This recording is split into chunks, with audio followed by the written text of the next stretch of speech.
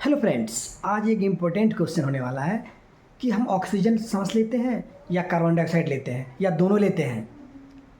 और दूसरी क्वेश्चन है कि हमें हिचकी क्यों आती है, हम खाना खाते वक्त हिचकी हमें क्यों आ जाती है। इन दोनों क्वेश्चन को यदि आपको समझना है तो आप लास्ट तक इस वीडियो को देखिएगा, आपको समझ में आएगा। हेलो दोस्तों, कैसे हैं आप लोग? उम्मीद करता हूँ आप लोग स्वस्थ होंगे, मस्त होंगे। दोस्तों, हमने अपने आप को हेल्दी बनाए रखने के लिए पिछली वीडियो में हमने स्टार्ट किया था कि इस पूरे सिस्टम को हमें समझना है।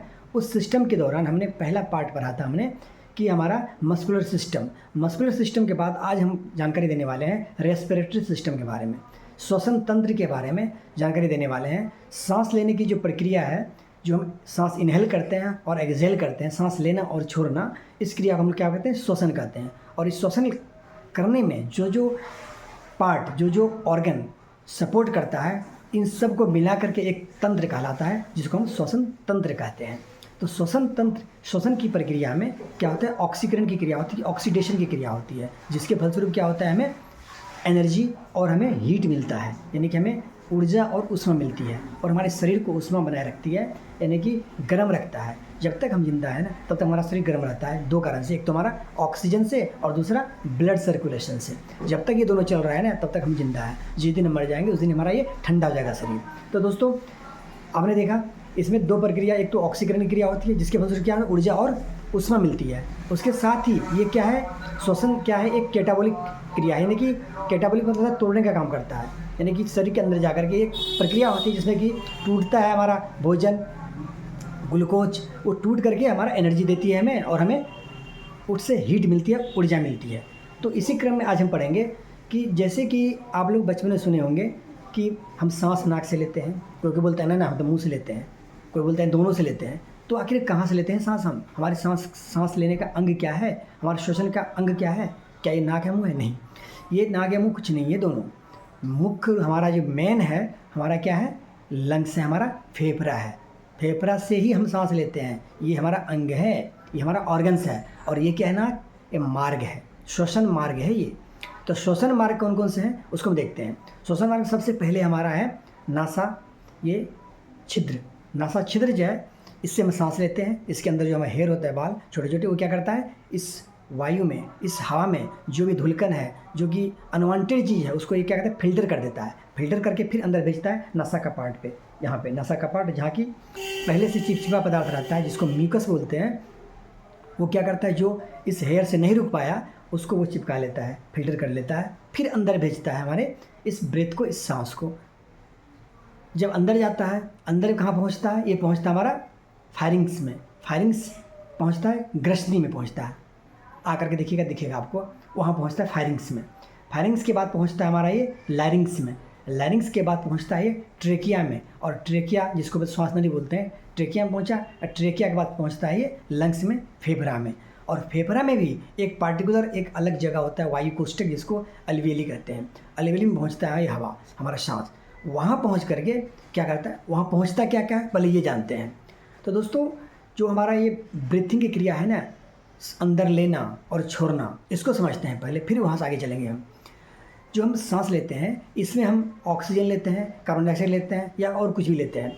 तो रियली में दोस्तों, इस वायुमंडल में कि नाइट्रोजन की मात्रा सबसे अधिक है, 78% है, और ऑक्सीजन की मात्रा 21% है, और कार्बन डाइऑक्साइड की मात्रा कितना है? 0.03% है। तो जब ये तीनों हैं, तो हम सांस लेने में क्या कोई मशीन लगी हुई है कि हम केवल ऑक्सीजन लेंगे? नहीं, ये तीनों जाता है अंदर। नाइट्रोजन भी जाता है 78%, ऑक्सीजन जाता है 21%, कार्बन डाइऑक्साइड जाता है 0.03%। अंदर तो गया। अंदर जाने के बाद क्या हुआ? पहले से वहाँ पे वायु कोष्ठक में क्या है? ब्लड, वहाँ पे ब्लड का एक पार्ट है। ब्लड में क्या रहता है? हीमोग्लोबिन। हीमोग्लोबिन पहले से तैयार रहता है वहाँ, और उसको तुरंत कैच कर लेता है, पकड़ लेता है। किसको? ऑक्सीजन को। ऑक्सीजन को लिया और उसको लेके दौड़ा कहाँ? पूरे बॉडी के सेल्स में, पूरे बॉडी के सेल्स में दौड़ता है, उसको पहुँचाता है, उसके सेल्स के माइटोकॉन्ड्रिया तक पहुँचा देता है ऑक्सीजन को, ठीक है। और लेकिन ये जो नाइट्रोजन है ये वहीं रह जाता है, ठीक है। जब एक बार पहुँचाया ये हीमोग्लोबिन, क्या किया? उसको ऑक्सीजन को लेकर पहुँचा सेल्स के माइटोकॉन्ड्रिया में। माइटोकॉन्ड्रिया में पहुँचने के बाद वहाँ पे पहले से जो ऑक्सीडेशन की क्रिया हो रखी होती है, जिसके फलस्वरूप वहाँ पर ऊर्जा उत्पन्न होता है। उसके बाद कार्बन डाइऑक्साइड का भी निर्माण होता है। तो वहाँ भी जो कार्बन डाइऑक्साइड पड़ा हुआ है उसको पकड़ लेता है हीमोग्लोबिन, और वो लेके वापस आता है कहाँ, अलवेली में, यहाँ लेके आया और हमारा लंग्स के नीचे रहता है क्या, डायफ्राम। डायफ्राम तुरंत लंग्स बोलता है डायफ्राम को, अब बाहर निकाल रहा है सांस, जल्दी मारो झटका, वो नीचे से मारता है झटका, फिर सांस बाहर निकलता है, और उसमें क्या होता है 78%, पूरे 78% बाहर नाइट्रोजन निकल जाता है। ऑक्सीजन कितना निकलता है, गया था 21, लेकिन निकलेगा वो कम होके 4% का यूज हो जाता है अंदर, 17% बाहर निकला। ठीक है, जो 4% का यूज अंदर हो गया, और 4% जो यूज हुआ उसके बदले में कार्बन डाइऑक्साइड को 4% ले लेता है अंदर से, जो पहले निर्माण होकर रखा हुआ है माइटोकॉन्ड्रिया में, वहाँ से कार्बन डाइऑक्साइड को 4% वहाँ से ऐड करके निकालता है बाहर। यानी गया था 78% नाइट्रोजन, पूरा बाहर आया, ऑक्सीजन गया था 21%, निकला 17, 4 रह गया, उसके बदले में उन्होंने कार्बन डाइऑक्साइड अंदर से ले लिया, 4% बाहर निकाला। यानी कि कार्बन डाइऑक्साइड पहले गया था कितना, 1% भी नहीं गया था, निकला कितना, 4%।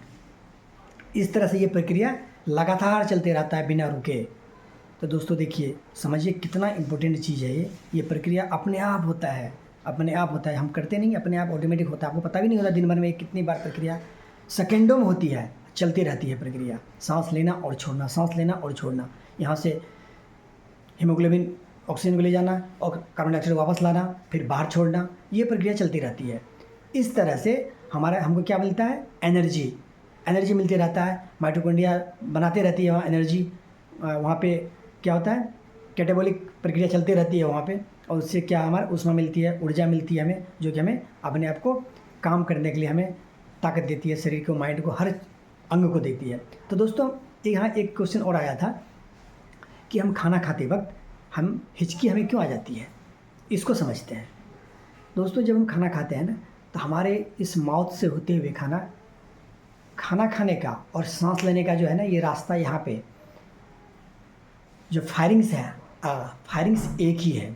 ठीक है, फायरिंग्स में एक हमारा, आप जो आ करके देखिएगा ना शीशे में, आपको दिखाई देगा वहाँ पे एक मांस का एक पदार्थ है जो कि एक ढक्कन टाइप का दिखेगा आपको, और वो क्या करता है फायरिंग्स में, वही सबसे इम्पोर्टेंट काम करता है, और उसका नाम है एपिग्लोटिस। एपिग्लोटिस क्या करता है, खाना को, जब हम खाना खाते हैं ना, तो वो वायु वाला रास्ता को बंद करता है, और जब हम सांस लेते हैं तो खाने वाले रास्ता को बंद कर देता है। ये ऑटोमेटिक प्रक्रिया चलती रहती है। ये एपिग्लोटिस जो है बहुत इम्पोर्टेंट है, ये हमारे खाने को और हमारे पीने को, हमारे सांस लेने को ये क्या करता है, खोलना बंद, यानी कि एक ट्रैफिक पुलिस जो होती है ना, वो वाला काम करता है। खाना आया तो उसको बंद कर, रोक दिया भाई, रुक जाओ तुम, सांस लिया इसको रोक दिया भाई, इसको आने दो पहले।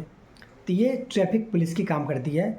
और एपिग्लोटिस गले में, कभी कभी क्या होता है, जब हम खाना खा रहे होते हैं तो हम किसी को याद कर रहे होते हैं, या हम कुछ और सोच रहे होते हैं, या हम कोई टीवी देख रहे हैं, हमारा माइंड कहीं और है। तो उस समय क्या होता है, जैसे ही हमने खाना खाया तो एपिग्लोटिस पूछता है माइंड से कि बताओ भैया ये क्या है, खाना है या हवा है, हमें नहीं पता, तुम आदेश दोगे तो मैं बंद करूँगा, नहीं तो नहीं करूँगा।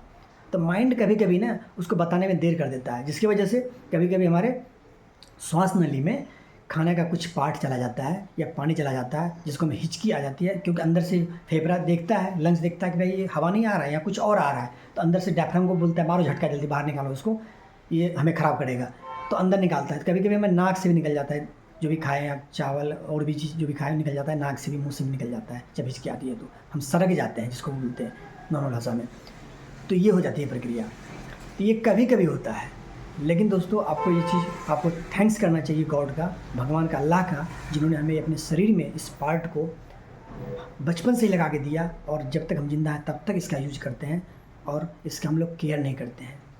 हम लोग क्या करते हैं, ठंडा पानी पी लेते हैं, कभी कुछ खा लेते हैं, जिससे हमारा ये एपिग्लोटिस ख़राब हो जाता है। हमें कभी कभी यहाँ इसके नीचे आवाज़ भी बंद हो जाती है हमारी। तो इसका केयर करना हम सब की जिम्मेदारी है, और एज ए हेल्थ कोच मेरी जिम्मेदारी थी आपको बताना, और हम अपने हेल्थ को बेटर करने के लिए सीख रहे हैं, ये जानकारी ले रहे हैं। तो मुझे उम्मीद है कि आज के टॉपिक से आप लोगों को ज़रूर फ़ायदा मिला होगा, ज़रूर जानकारी मिली होगी। अपने लाइफ में अप्लाई कीजिए, और इसको ध्यान में रखते हुए गॉड का थैंक्स कीजिए कि हमें गॉड ने हेल्दी बना के भेजा है, हमें हेल्दी ही रहना है, और जब तक हम जिंदा रहें तब तक हम अपने आप को स्वस्थ बनाए रखेंगे।